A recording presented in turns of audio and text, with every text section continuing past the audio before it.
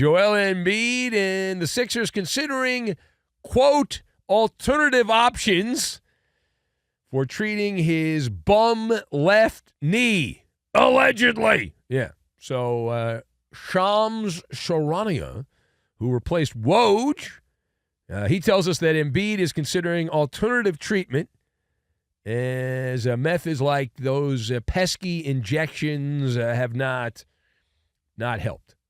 So Embiid's messed up. There's a lot of chatter that it will be turn at the last, the party's over, and they're going to shut him down for the rest of the NBA season. So let us discuss the question. What does this latest revelation in the Joel Embiid story from the 76ers, what does it sound like to you? All right, so I've got nursery rhyme, Civil War, and Times Square billboard. And we will combine all of these things together, and we are going to leave the galaxy, is what we're going to do. We're going to literally leave the galaxy. All right, so number one. I said number one. That's right. All right, so Joel Embiid is the B word, not that B word. He's broken. The man is broken. Joel Embiid. He is living the testimonial to this era of modern basketball, load management. He is in many ways, the poster child of load management, Joel Embiid. And what fool's gold it turns out to be. The Sixers, ever since Embiid arrived on the scene, have babied Embiid. Remember, when he left Kansas to go to the NBA, he wasn't ready to go right away. Load management, body's got some issues there. So they've handled him softly with kid gloves ever since he got to the NBA, and it's been injury management, and now he can't play back-to-back games. Really hasn't played back-to-back games in a while, and that's just draconian to have to work back-to-back days. I should tell my bosses, I cannot, my voice, if I have to do talk radio back-to-back days, I'm going to get laryngitis. What about the talk show hosts? It is unnatural to talk for 4 hours a night, every night. I am putting my vocal cords at risk. I think we should do one show and then take a night off and then do another show. And no more than like 3 or 4 shows a week. I think that's the way we should do it. Load management. It's worked so well for Joel Embiid, right? It's been great. It's been wonderful. Gets that sponge bath from the Sixers on the regular. Well, it's the old line. You give them an inch, they'll take a mile, right? So the Sixers are like, we'll do whatever we can. We have all the nerds, the medical nerds that are going to tell us exactly when to rest Joel Embiid so he'll be able to play at a high level. And what has that gotten them? All roads lead to Rome, but not Jim Rome. Philadelphia has a modern day. They've created a modern day nursery rhyme. Joel Embiid is Humpty Dumpty. He's Humpty Dumpty. That's Joel Embiid. It's called like it is here. And it's a matter of when, not if, Joel Embiid gets shut down. And it will happen. Embiid is, in many ways, the milkman, not like Mike the milkman or Steve the milkman or Jim the milkman. He's Joel the milkman. And he ages like milk, like a carton of milk. He does. He's going to turn 31 soon, Joel Embiid. Should be in the prime of his career, and yet he doesn't play that much, and when he does play, it's like going down to the YMCA and watching a dude in his 60s try to run up and down the court, right? He can't move laterally. It's painful to watch him plodding up the court. Ugly. He's a liability, an absolute liability.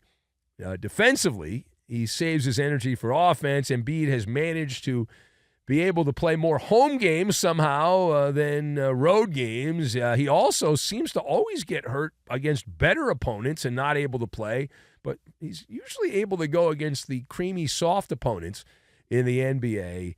And you look at teams that have played the Sixers recently in games Embiid's played, and they've realized what a liability he is defensively, where they just run the pick and roll.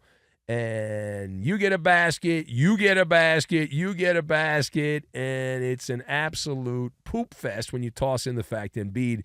Remember, he got into it with a Philadelphia columnist who called Embiid out on his lack of ability to stay healthy, lack of ability to play. Because it's not just the injuries. They say he's hurt now, but even when he's been deemed healthy, he still misses work. He's guilty of truancy on a regular basis, and just can't depend on him. The worst thing you can say about somebody, you're not dependable. Joel Embiid's not dependable. Now, page 2. There cannot be a story in modern sports without some kind of deep state conspiracy. So the conspiracy theory is that Joel Embiid could absolutely continue to play in Philadelphia this season, the rest of the way. However, the Sixers are going to shut him down for lottery balls, that Joel Embiid's being shut down for lottery balls. So do you believe the conspiracy that the Sixers are positioning this, claiming that Embiid needs a procedure, but he could have waited until after the season to have it, but they want to do it now to ensure that they end up getting those extra lottery balls. So you can't totally dismiss this when it comes to the Sixers, because the mix in Philly is equal parts bleach and ammonia. And you know from when you were in school, if you mix bleach and ammonia, it causes this toxic gas, right? This nasty toxic gas. It becomes a big problem there. And so the Sixers, I believe, are 16 games under 500. They've lost 9 of their last 10, 7 in a row. They just lost to a dog food Nets team over the weekend. And you've got their big pickup from the Clippers, Podcast P, who is better at getting clicks online than baskets on the court at this point in his career.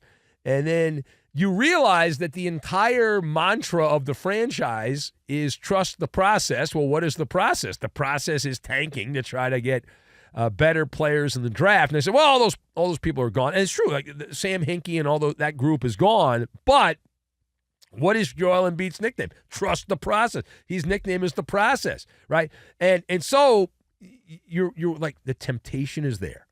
And this is the point in the calendar. It's past the All-Star break. You figure you are what your record says you are, and you blow, and you're looking ahead. You're like, well, we're not that far away. Only got a couple of months to go here in the NBA regular season. And why don't we play a game that originated? The modern version's based on like the Civil War. Capture the Flag.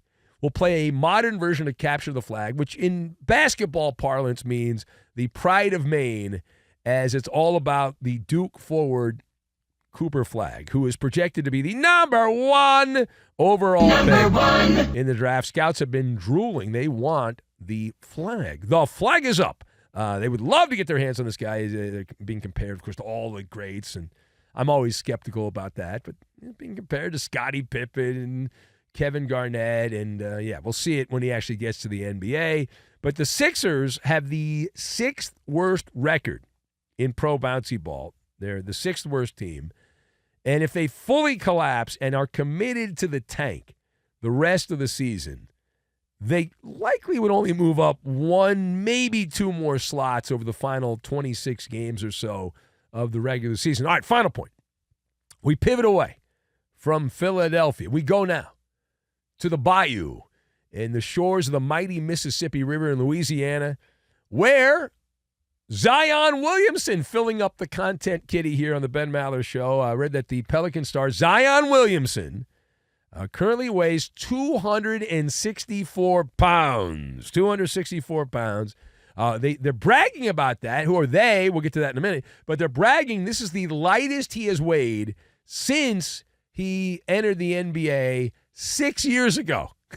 That this is the lightest Zion's been since 2019. Now, Williamson is listed on the NBA propaganda website at 284 pounds. So he's dropped 20 pounds below that, but there were reports he was actually like 350 pounds. So if that's the case, he's actually lost like 70 pounds. And so whatever the case, he's dropped a significant amount of weight. Can you put into words, because it's a talk show, can you put into words what this report about Zion Williamson losing weight actually means? So the way I interpret this, using my super secret decoder ring, is it's like a Times Square billboard that you're playing, and I like to play this game a lot. You're playing the parlor game of who leaked the story. You always ask the same 2 questions. You ask, we start with who stands to gain from the leak. That's the first question. And then why leak now? Well, the arrow on both points to Zion Williamson and someone from his posse leaking the story there because he gains positive spin. And people say, oh, now he's committed to basketball. Now Zion, it only took him 6 years, but now he's committed to basketball. He's in shape. He's in shape. And you leak now, you put that billboard out there right now, that social media post, because you're marketing Zion Williamson as a trade entity this summer. That, hey, you can relocate Zion, and Zion would likely like to go somewhere else, and, hey, I'm available, and I'm in shape now, and what about me? But he has been nothing but an enigma, big tease that doesn't actually consistently perform, much like Joel Embiid. Embiid's better when he plays than Zion Williamson, but you get the point here. And the Pelicans would be fools, absolute fools, to promote that he's in shape now because they already look like the village idiot, the New Orleans Pelicans, by their decision to give him the max contract when he had not earned it. Real doofuses in New Orleans there. It's nothing to brag about. Yeah, we signed this guy a couple years ago. Now he's in shape. You already gave him a $197 million max contract, and now you're bragging that he's in shape? I mean, come on. Hello. Yeah. And not only that, we are told that he has to maintain physical fitness. Otherwise, he's going to lose some cash here. In fact, we're told that Zion must keep his combined weight and body fat percentage below 295 pounds to guarantee that's weight and body fat below 295 to guarantee 20% of his salary for next NBA season. So there's a financial element to this. Now, in our world, we follow the teachings of Chris Rock, that great comedy bit years ago, that you don't get credit for doing things you're supposed to do. Like, if you're a professional athlete, you're selling your body. That's what you do. You sell it in a different way than a hooker, but you're selling your body. And you have to stay in shape. There's some kind of shape that you have to stay in. And so Zion now is apparently in shape, and methinks he's the one, or people around him leaked that in an effort to get some positive publicity and then potentially a relocation situation.